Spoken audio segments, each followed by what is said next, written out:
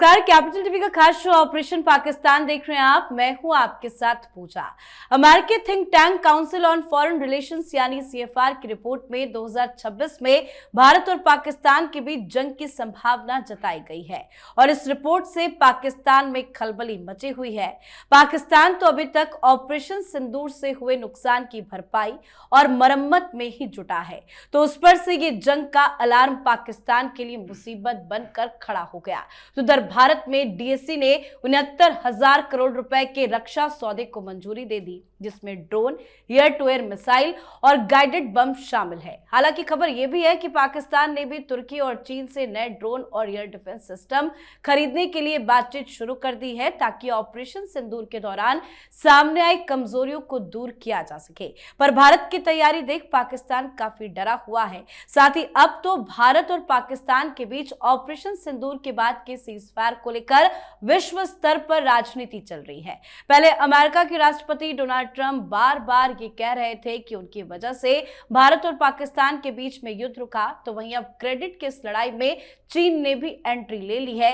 हालांकि भारत ने शुरुआत से ही किसी भी तीसरे पक्ष की ओर से ऐसी किसी भी मध्यस्थता से इनकार किया है। तो क्या कुछ चल रहा है पाकिस्तान में, आपको बताएंगे। चर्चा के लिए मेरे साथ स्टूडियो में मौजूद हैं कैपिटल टीवी के editor in chief doctor Manish Kumar और एग्जीक्यूटिव एडिटर राजीव जी। सर, आप दोनों का बहुत बहुत स्वागत है। धन्यवाद। सर, ये जो अमेरिका की रिपोर्ट आई उससे पाकिस्तान क्यों डरा हुआ है? देखिए, हम लोगों ने कल ही इसके ऊपर चर्चा की थी और आज सारे मीडिया में इसकी चर्चा हो रही है और पाकिस्तान में तो बवाल मच गया है। क्योंकि उसके 3-4 एलिमेंट्स को आप समझिए।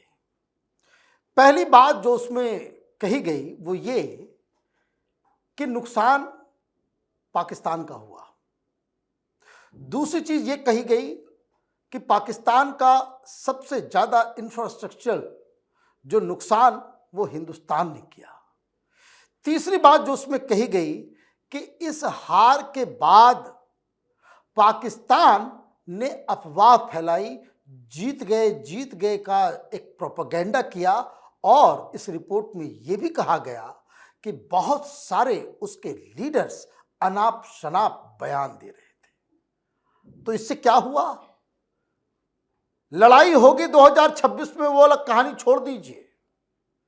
It's a commentary on that short period 4 days war.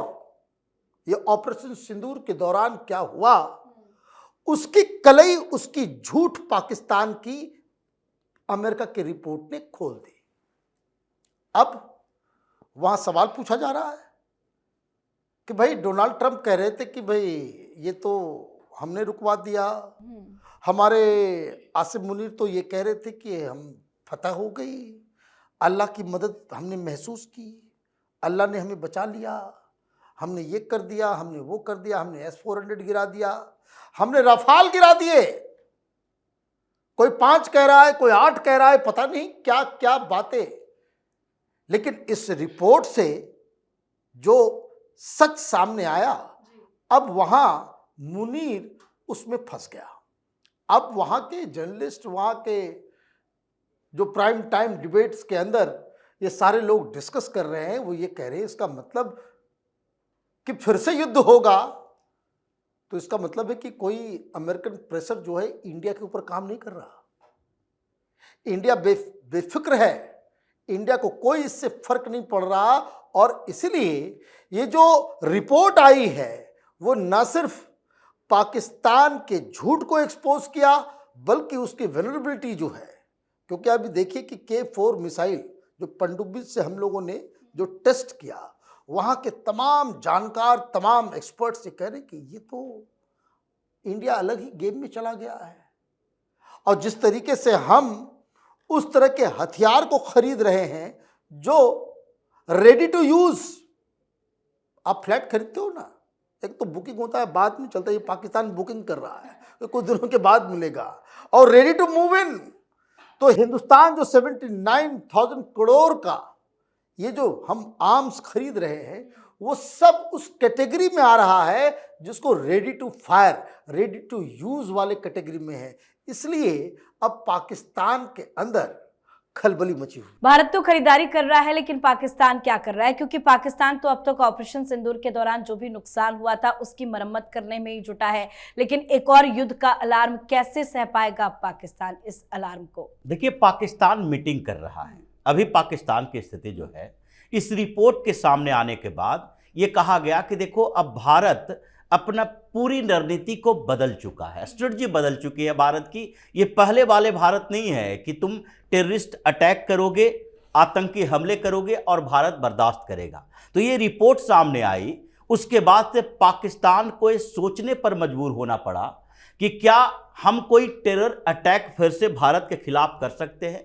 क्या टेररिस्ट ऑर्गेनाइजेशन जो पाकिस्तान में काम कर रहा है, जो पाकिस्तान ने टेररिस्ट भेजे हैं, जिसकी बात उस रिपोर्ट में आई थी कि 30 आतंकवादी जो पाकिस्तान से आया है वो जम्मू और खासकर किश्तवाड़ के इलाकों में घूम रहा है। जो भारतीय सेना ने ऑपरेशन किए, उसके बावजूद ये 30 आतंकवादी अभी जम्मू में मौजूद है।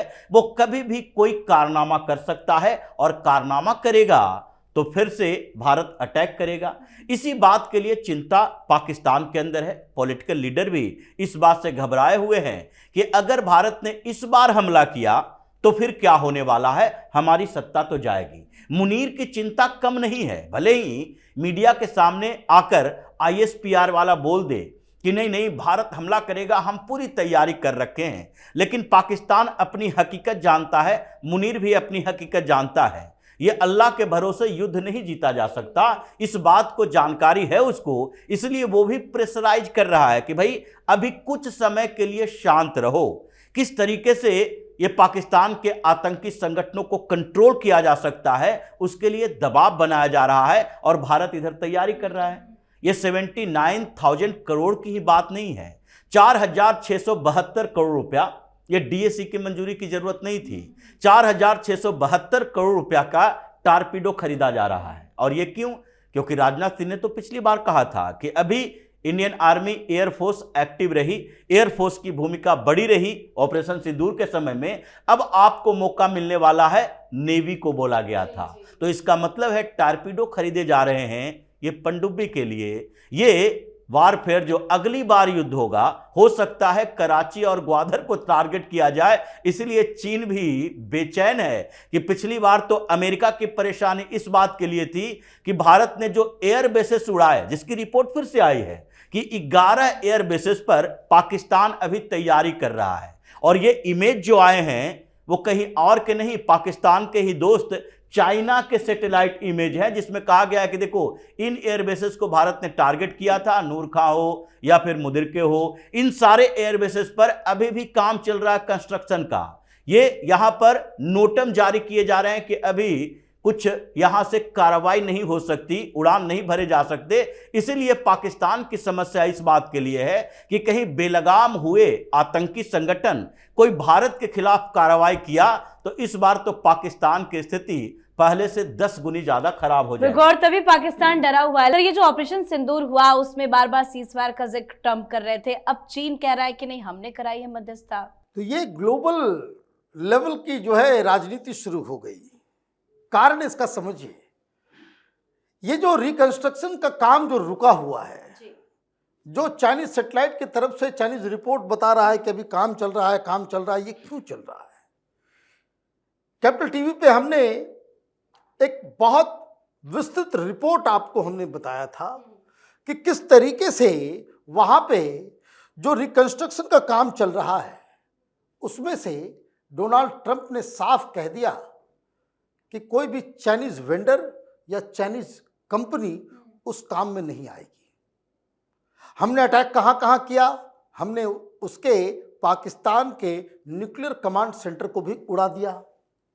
हमने वो नूर खान, जिसके ऊपर वहां के बाकायदा जो एक्स एयरफोर्स ऑफिसर्स हैं, जिन्होंने ये बताया कि वो एयरबेस तो दरअसल अमेरिका के ही कब्जे में है, अमेरिका ही उसे ऑपरेट करता है, हमने उसको भी ठोक डाला। और वहां पे जो मरम्मत के काम के लिए वो चाइनीज बोले कि भाई हम आ जाते हैं, तो अमेरिका ने ये कहा कि नहीं तुम नहीं आओगे, चाइनीज इसलिए नहीं आएंगे कि फिर वो इधर आएंगे, उनको बहुत सारे सीक्रेट जो है कि F-16 भी बहुत सारे जो है खराब हुए, तो वो टेक्नोलॉजी और चोरी की वजह से उसको दूर रखा गया। अब बार बार वो कह रहे हैं कि सीज फायर हमने कराया, सीज फायर हमने कराया। अब चाइना के एंट्री से पाकिस्तान तो अब फंस गया। अब पाकिस्तान को तो बताना होगा कि किसकी वजह से तुमने फोन लगाया हिंदुस्तान के डीजीएमओ। सबसे बड़ी चीज क्या है कि अमेरिका की रिपोर्ट ने भी यही कहा कि cease fire was asked by Pakistan. Pakistan के डीजीएमओ ने हिंदुस्तान के डीजीएमओ को फोन करके कहा कि बस अब नहीं, बहुत पिट गए। तो ये किसके कहने पे तुमने फोन किया? अमेरिका के कहने पे या चीन के कहने पे? ये तो न घर का रहा न घाट का रहे। हिंदुस्तान तो शुरू से कह रहा है कि भाई किसी की मध्यस्थता नहीं। फोन आया, भाई देखिए हकीकत में आपको बता दूं, जब इस तरह का वॉर होता है हर कोई बात करता है। भाई प्रधानमंत्री मोदी पुतिन से बात करते हैं ना, प्रधानमंत्री मोदी जेलेंस्की से भी बात करते हैं। तो ये डिप्लोमेसी का हिस्सा है कि कोई भी इस तरह की घटना घटती है तो हर कोई, जैसे अभी बांग्लादेश के साथ रिश्ते खराब हो रहे तो रूस ने फोन किया ना भाई, रूस के अधिकारी बांग्लादेश को बोल रहे हैं ना कि भाई ठीक ठाक कर लो, बाद में बड़ी दिक्कत हो जाएगी, तुमको इसने आज़ाद करवाया और तुम यहीं पे जो है तमाशा कर रहे हो। तो ये बातचीत डिप्लोमेसी का एक हिस्सा होता है, लेकिन किसकी बात मानी जाए, किसकी वजह से हो, उसके लिए अगर कोई मध्यस्थता होती है तो उसको मध्यस्थता के ये सीज फायर से पहले दोनों देश उसको एग्री करते हैं कि हाँ ये कंट्री से हम बातचीत करके हम कोई रास्ता निकाल रहे हैं। वो तो हुई नहीं। हिंदुस्तान शुरू से कह रहा है कि हमारा ये बायलैटरल मसला है। क्यों कह रहा है? क्योंकि शिमला एग्रीमेंट में यही जो करार है हिंदुस्तान पाकिस्तान के बीच कि हम लोगों के बीच का ये मसला जो है ये बायलैटरल होगा, किसी तीसरी शक्ति को। अब ये तो हिंदुस्तान ने चाइना को भी कह दिया कि बकवास मत करो, किसी का कोई थर्ड पार्टी इंटरवेंशन नहीं था। अब ये पाकिस्तान को बताना होगा कि हुजूर आला डोनाल्ड ट्रंप की वजह से हुआ या शी जिनपिंग की वजह से हुआ, तो पाकिस्तान इज इन डोल्ड्रम। और भारत तो एक बार नहीं बल्कि कई बार कह चुका है कि नहीं, मध्यस्थता किसी ने नहीं कराई, ये भारत और पाकिस्तान के बीच की बात है। और भारत ने ये भी कहा कि पाकिस्तान के डीजीएमओ की तरफ से ये कॉल आई थी कि नहीं अब युद्ध को विराम देते हैं। लेकिन चीन क्यों एंट्री ले रहा है? हम तो चीन पे भी भरोसा नहीं कर सकते, ना ही पाकिस्तान पे भरोसा करते, लेकिन चीन की एंट्री का क्या मायने हैं? देखिए, चीन की एंट्री जरूरी थी क्योंकि अब ये सवाल उठ रहा है पाकिस्तान को बचाया किसने। क्योंकि ये 4 दिन के युद्ध जो भारत ने अपने आक्रामकता का 1% परिचय दिया था, अभी भारत की तरफ से बार बार ये कहा जा रहा था कि हम पाकिस्तान के हमलों की प्रतिक्रिया कर रहे हैं।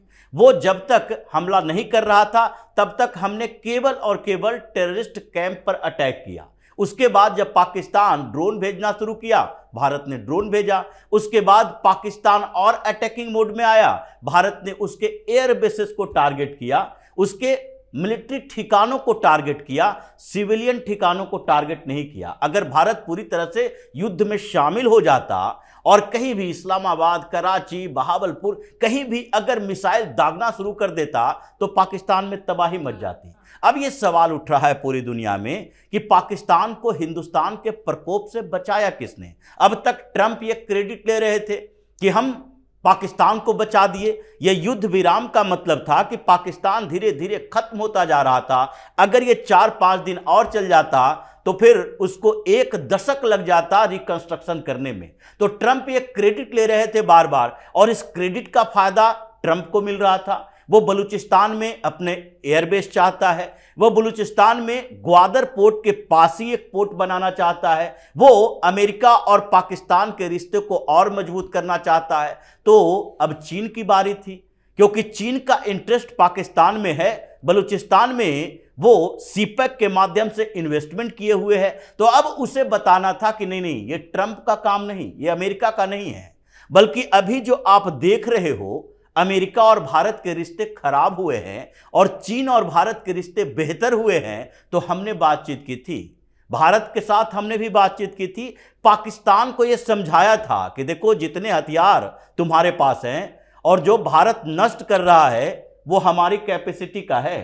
अगर हम तुम्हें वो हथियार दिए हैं जिससे भारत का सामना नहीं कर पा रहे, तो इसका मतलब है कि उससे आगे हम तुम्हारी मदद नहीं कर सकते। अगर बर्बादी से बचना चाहते हो तो सीधे भारत को फोन करो, सीज फायर का रिक्वेस्ट करो। और उससे पहले पाकिस्तान ये मान चुका था, क्योंकि मार्क रूबियो भी भारत से बात किया था, जिसमें भारत की तरफ से कहा गया था कि अब पॉलिटिकल लीडरशिप के हवाले नहीं है, आर्मी टू आर्मी है, आर्मी वाले तय करेंगे कि हमें कहां तक रुकना है, कहां तक जाना है। उससे पहले ये सऊदी अरब भी बात कर चुका था। भारत का कहना था कि हम हमला नहीं कर रहे, प्रतिक्रिया दे रहे हैं। और ऐसी स्थिति में जब प्रतिक्रिया तब होगी जबकि अटैक रुकेगा, और इसलिए पाकिस्तान ने सरेंडर किया इन लोगों के कहने पर, और भारत ने उसे एक्सेप्ट कर लिया कि चलो सीज फायर सही है। बिल्कुल सर, बहुत बहुत धन्यवाद सर आप दोनों का। धन्यवाद। तो यूएस की रिपोर्ट में भारत पाकिस्तान के बीच संभावित जंग की चेतावनी क्या आई? इस्लामाबाद में हड़कंप मचा हुआ है। वजह बिल्कुल साफ है कि पाकिस्तान अभी तक ऑपरेशन सिंदूर के बाद लगे झटकों से उभर ही नहीं पाया है। ताजा कूटनीतिक संकेतों से साफ है कि दुनिया अब पाकिस्तान के रोने धोने से थक चुकी है। आतंकी ढांचे, सीमा पर घुसपैठ और दोहरे रवैये की वजह से उसकी साख लगातार गिर रही है और पाकिस्तान अंदर और बाहर चारों तरफ से फंसा हुआ है। तो आप भी अपनी राय कमेंट करके लिखिएगा। देखते रहिए कैपिटल टीवी। नमस्कार।